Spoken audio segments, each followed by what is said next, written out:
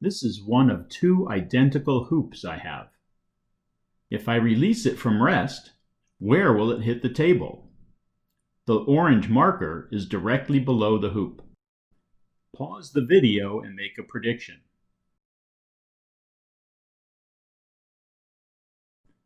Once more in slow motion.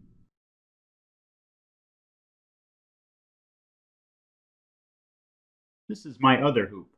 The only difference between the two is that this one has a ribbon wrapped around the outside.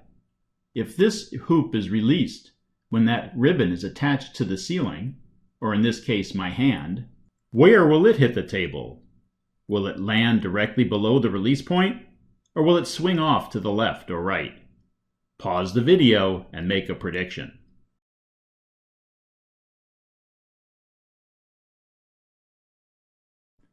Once more in slow motion. I'm going to drop the two hoops at the same time. One has a ribbon that's attached to my hand, the other doesn't. Which one hits the ground first? Pause the video and make a prediction.